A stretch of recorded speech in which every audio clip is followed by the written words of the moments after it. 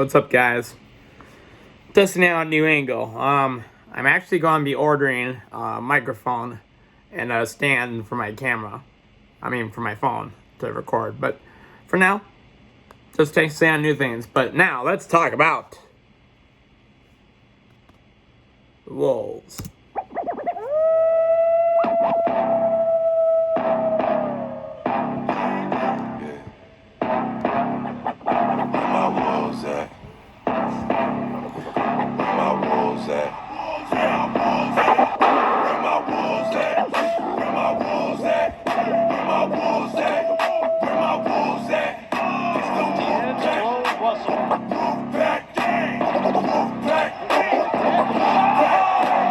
Welcome to the land of the 10,000 lakes. I'm about to slam, could you please get out the way? Come around here and we'll... Okay, so yeah. Don't want to be hit with copyright notice. So yeah, Timberwolves almost made history this season. Just so close. And here's the thing. When you're a Minnesota fan, you get kind of used to, hey, oh, this team is going on a run. Oh, this team looks really, really good. Oh, and then you're just waiting for the crash to happen, So, how it went with me is that, the last game of the regular season for the Wolves against the Suns, absolutely crapped out. Finished the season, I think, 0-3 over the Suns. And, of course, they fall to the number 3 seed. And they have to face the Suns in the first round. So I'm like, oh, crap. Here we go again. It's going to be another first round exit. Yada, yada, yada. Then the Wolves surprised the shit out of me by absolutely manhandling the Phoenix Suns in the first round, sweeping them. I'm like, after that, I was like, where the fuck was this during the regular season? If they played like that during the regular season, they probably wouldn't have been the number 3 seed. They probably would have been the number 1 seed. It drives me nuts. It's like, when you guys can play a certain way one night against one team, and then, later on, or, earlier on, you play the same team, but you play like crap, it's like, why the inconsistencies? Drives me nuts. So, yeah. I was like, okay, beat the Suns in a sweep. You handled Kevin Durant, Devin Booker, and Bradley Beal. I was like, okay, good. Then come the Denver Nuggets. I'm like, okay, this is gonna be a tough series. You probably want to avoid the Nuggets in the conference finals, but hey. Even though we lost to them in 5 games last year, they said we were the hardest team that they played. So let's see what happens. You go to Denver. You win games 1 and 2 on the road. Pretty much, like I said, manhandling the Denver Nuggets. Both games won by double digits, I believe. So, let me just actually confirm that, because sometimes it's like, I think I remember the details, but then it's like, gotta confirm. Go to NBA, to the team goals. Come on. There you go. Yeah, first 2 games. Game 1 you won by 7, but you were, I think if I remember correctly, they were up by double digits for the majority of the game. It was only got close, but the second game you beat them by 26. So you're up 2-0 against the Denver Nuggets going home. Timberwolves, it's like, gotta feel good about yourselves at that point. And I was feeling fantastic. I was like, my God, this might lead to something, These Timberwolves might be for real.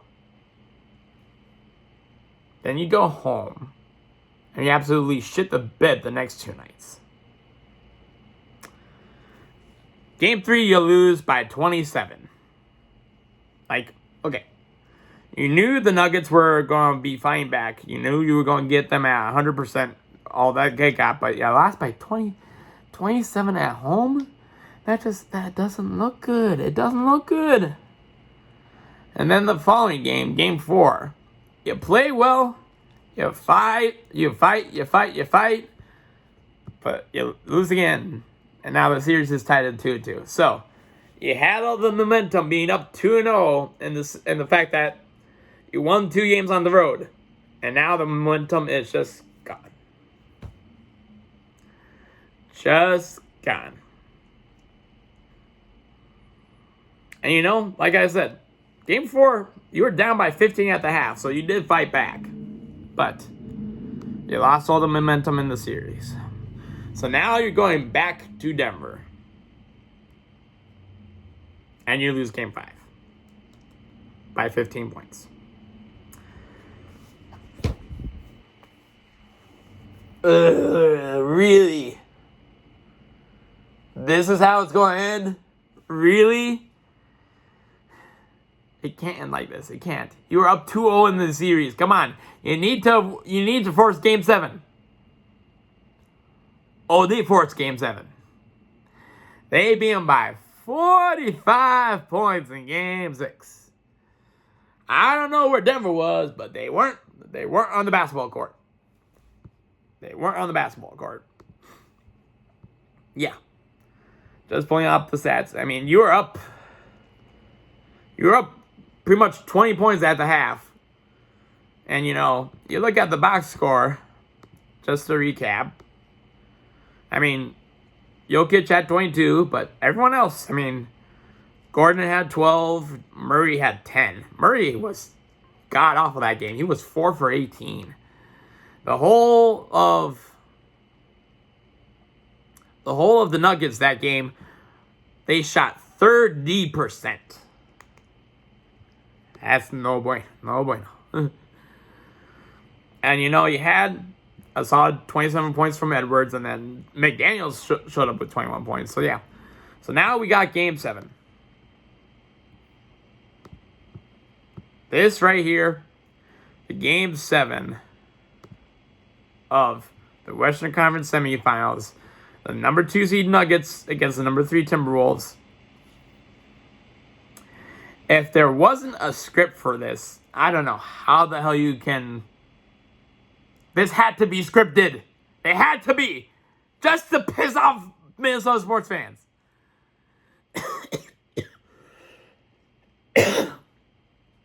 Down 15 at the half. 15 at the half. Then early on in the third quarter, you're down 20. I'm not even watching the game at that point. I'm like, there is no fucking way they're coming back from this. Good season, blah, blah, blah, you know, typical Minnesota sports fan, you know, trauma, etc. Then I'm watching it on game because I'm like, wait a minute.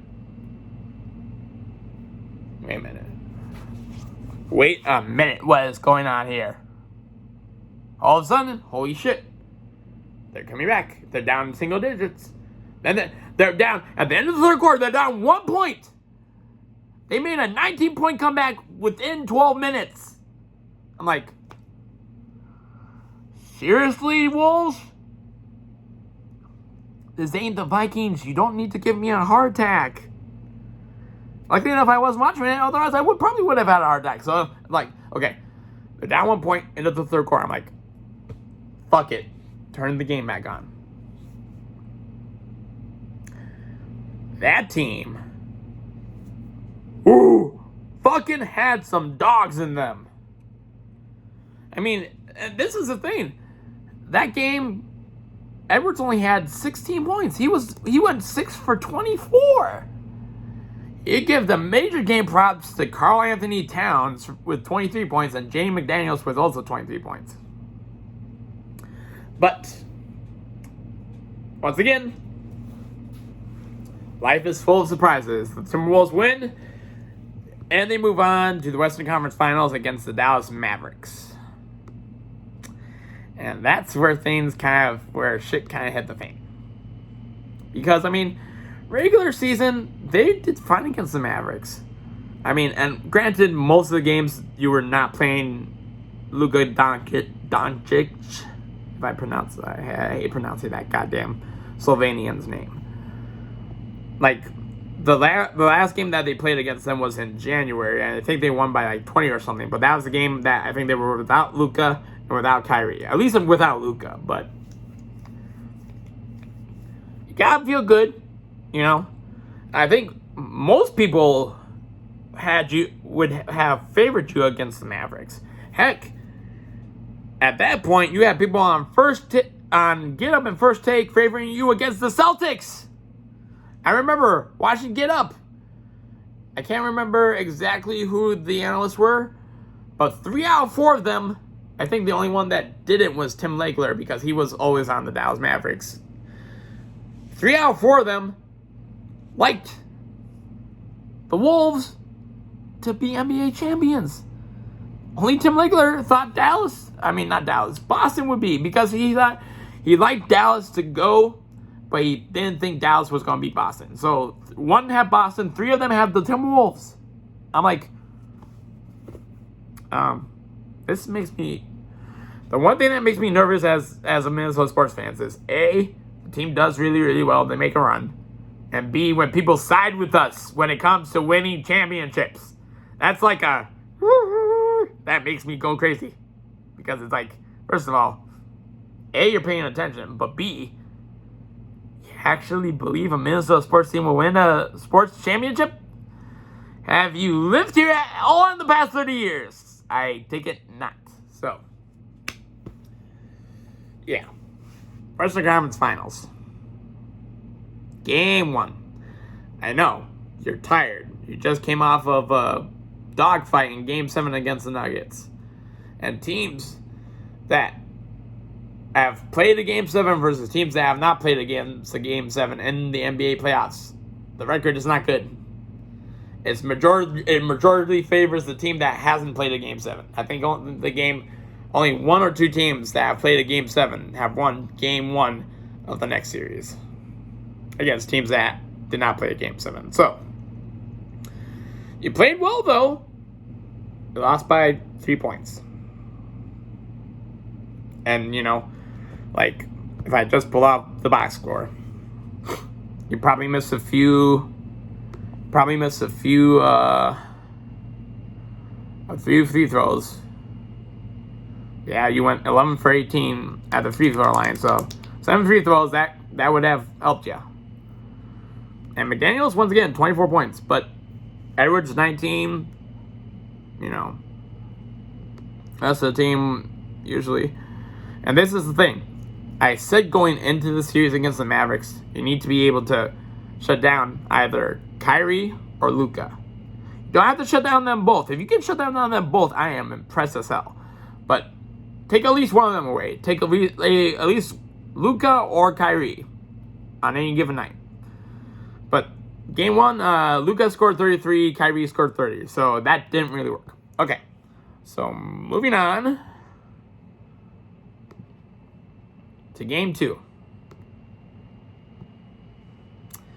which you lose 109 to 108. Oh, this game pissed me off for multiple reasons. First of all, he had what I consider a completely BS goaltending call, or no, not goaltending call, basket interference call against Karl-Anthony Towns. I watched, I was like, okay, maybe his hands were inside the circumference of the cylinder, I don't know. It didn't look like that to me, and I'm sure most people would have looked at it and said, no, that was not basket interference. So there's that. And then you come to the final shot of the game. Luka making a step back 3, which he does all the goddamn fucking time. Who do you have guarding him? Not Anthony Edwards. Not Karl-Anthony Towns. Not Jaden McDaniels. Not even Kyle Anderson. You have Rudy Gobert guarding him on a step back 3. What the fuck? Everyone knows Rudy wins Defensive Player of the Year guarding the rim. He is not perimeter guardsman. He defends the rim. I don't blame Rudy for that. I mean, he did what he was supposed to do. But everyone knows defending the perimeter is not his strength. He's won Defensive Player of the Year because he can guard the rim. That was just the most blatant fuck up of pretty much the whole Timberwolves season. Was having Rudy Gobert guard Luka Doncic on a step back three that ended up winning the Dallas Mavericks the game. And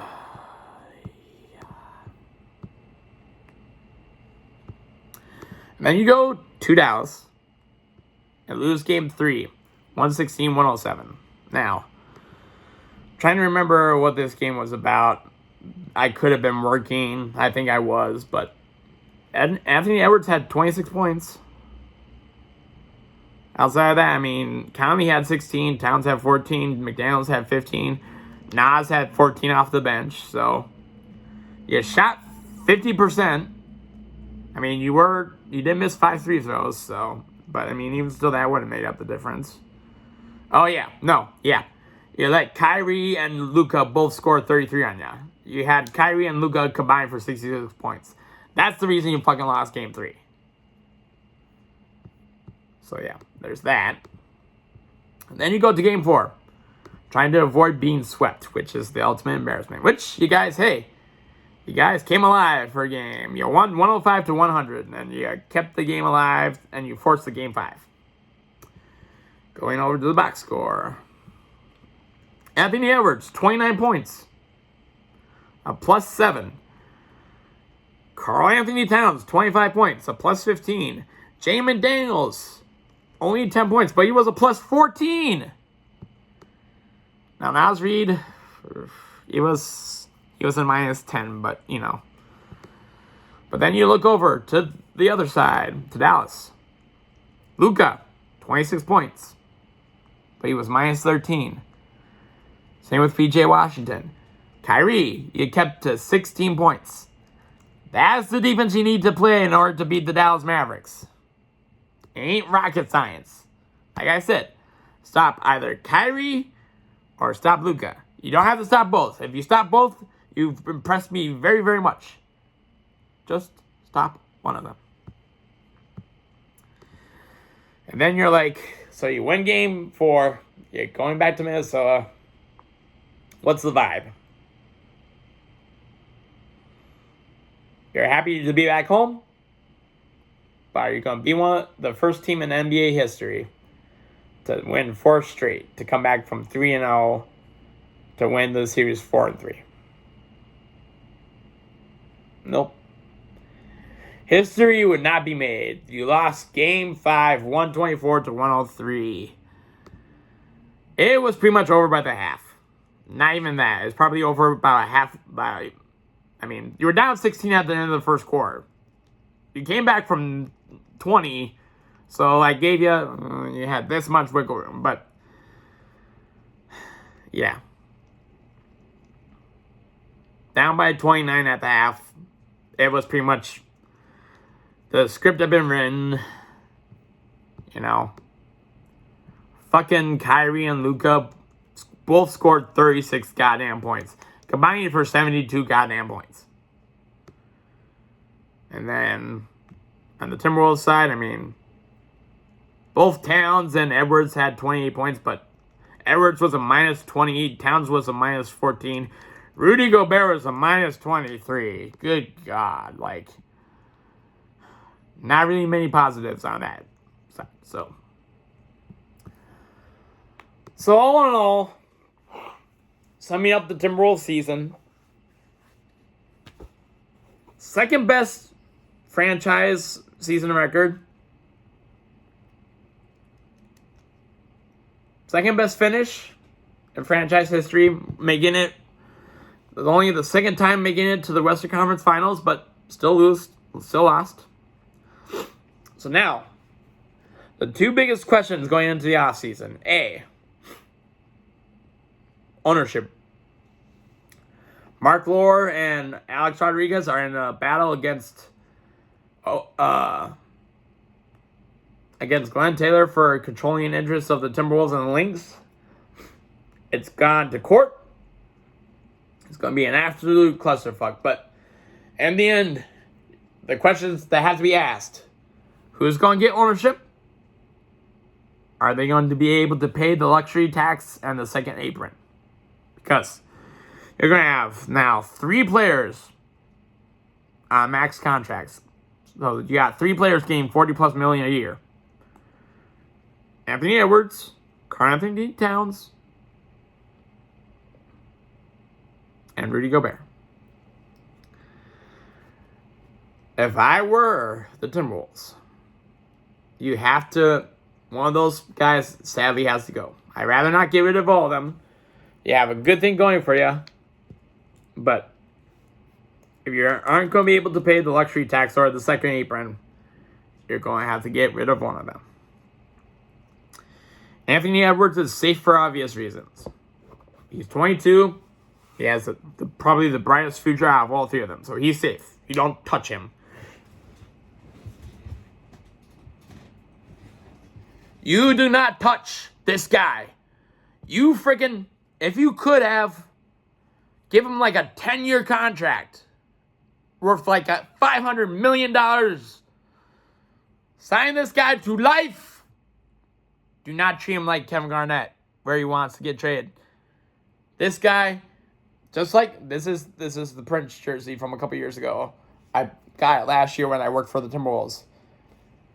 This guy should be, outside of Justin Jefferson, this guy should be the Prince of Minneapolis. Literally, the Prince. And now, I know he wears number 5, but like I said, last year was number 1. So, you give him wherever the fuck he wants to be happy. Which might be a problem because you might have to trade his best friend, Karl-Anthony Towns. So, but game there in a second. Rudy Gobert safe. I know people are going to give me the stink eye, and they're like, really? You're going to not Rudy Gobert? He's a 4-time Defensive Player of the Year. And you gave up for him 5 first-round draft picks and numerous players. Your return on investment is not going to be good. You'd be lucky to get 1, maybe 2 first-round picks and maybe a player for him. Which is still a pretty good return, but still, you gave up so much for him. And plus, I mean, yes, he's due for an extension, but also his contract, I believe, is up in 2 years. So, just let the contract play out, all right? Which leaves us with Karl-Anthony Towns. I like the guy. He was the number 1 overall pick for the Timberwolves at the time where just nobody wanted to fucking be here. It was because of him is the reason that we got that Andrew Wiggins was here. Jimmy Butler was here for a time, even though he got pissed off at him. He was the reason that he came here. So, yeah. But you gotta have to look at the facts. Karl-Anthony Towns in the past 2 seasons has had 2 significant injuries that has kept him out for significant periods of time. I'm not talking about a few games. He's missed substantial time. He missed months in both the 2022-23 season and this past season. He missed months with significant injuries. So that's 1. 2. You do have a guy named Naz Reid that you just gave an extension to on the bench. And you can argue that there has been moments when Naz Reid has stepped in for Karl-Anthony Towns this season, that he's had a better offensive output, and he's better defensively. At some points. Not all the time, but at some points. And then, yeah, you have to factor in the costs. I mean, I think Naz is getting, like, what, $6-7 million a year? I don't know. There's a reason I have my computer open. Let me look it up.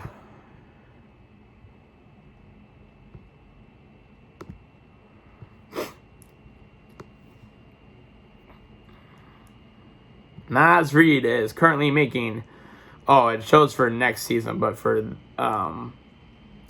says $14 million, but previously I think it was probably like $12 million or something. So it's $14 million a year versus $49.35 million a year.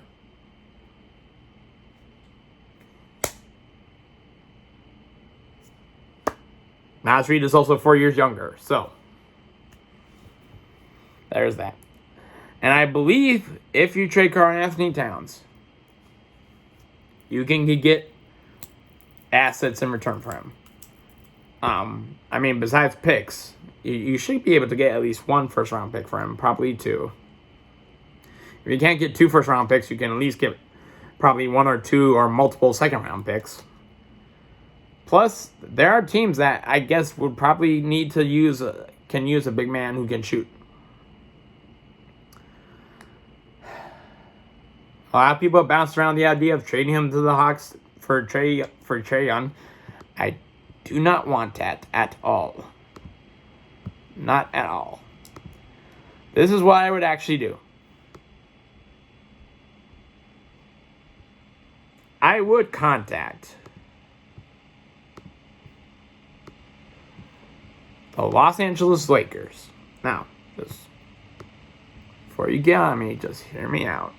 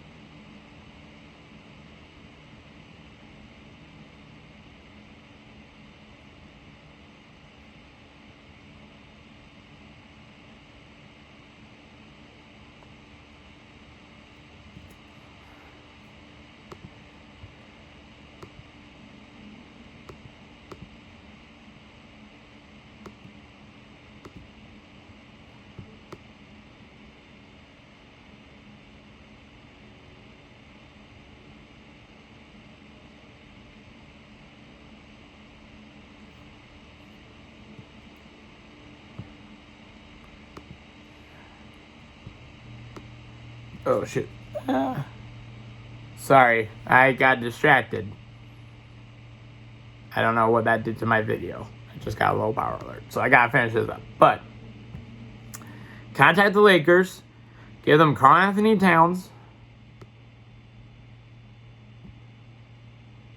in exchange for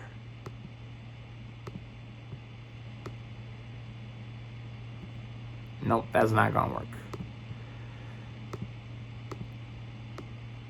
There we go. Okay.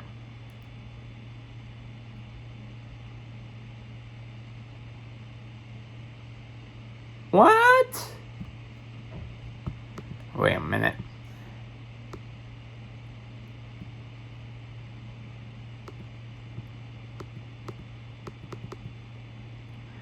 Okay, shit. I thought I had this work, but I was going to say, give the Lakers Karl-Anthony Towns, and in return, they will give you Rui Hachimura, Austin Reeves, Jared Vanderbilt. I was going to say Gabe Vincent, but apparently that doesn't work. Yep, nope, that doesn't work. Damn it.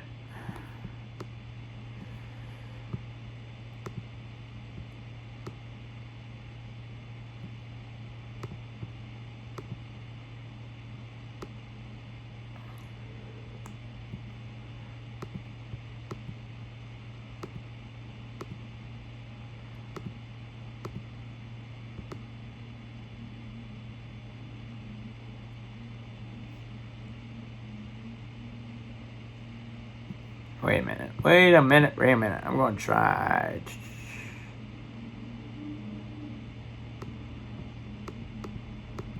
God damn it doesn't work. Alright, whatever. But my original idea was Jared Vanderbilt, Austin Reeves, and Rui Hachimura to the T-Wolves in exchange for Karl-Anthony Towns. And people thought that was nuts.